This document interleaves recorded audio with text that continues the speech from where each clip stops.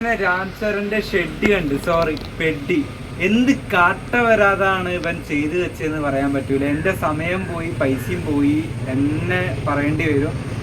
എന്താ പറഞ്ഞാല് പ്രഭാസാണ് മലങ്കൾട്ട് നായകൻ എന്ന് ഞാൻ വിചാരിച്ചു തെലുങ്കില്.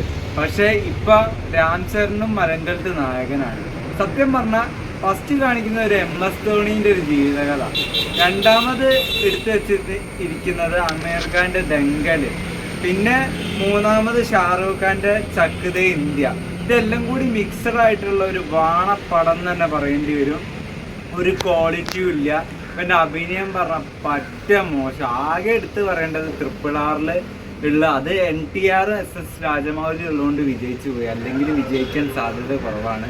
എന്തായാലും ഒരു കാട്ടവരാതെ പടം. ഫസ്റ്റ് ഹാഫ് ഒന്ന് ഷോകെന്ന് പറഞ്ഞാൽ ശോകം.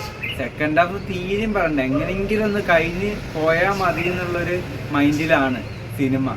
എന്തായാലും ഇങ്ങനെ മലങ്കൾട്ട് എടുക്കുന്ന രണ്ട് താരങ്ങൾ തെലുങ്കിലുള്ളൂ, ഒന്ന് രാംചരനും ഒന്ന് പ്രഭാസും.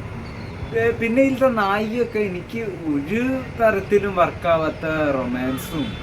എന്താ പറയുക, ഇത് എന്താ പറയുക, എനിക്ക് അമീർ ഖാൻ്റെ ഒരു ഗുസ്തിപ്പടം തോന്നിയിട്ടുണ്ട്, അതിൻ്റെ ഒരു വെർഷനും കൂടി തോന്നിയിട്ടുണ്ട്. എന്തായാലും ഇത് ആരും തിയേറ്ററിൽ പോയി കാണണ്ട, നിങ്ങളെ സമയം പറ്റ വേസ്റ്റ് ആവും. തല്ലിപ്പൊളി മലങ്കൾട്ട് പടം, വേറെ ഒന്നും പറയാനില്ല.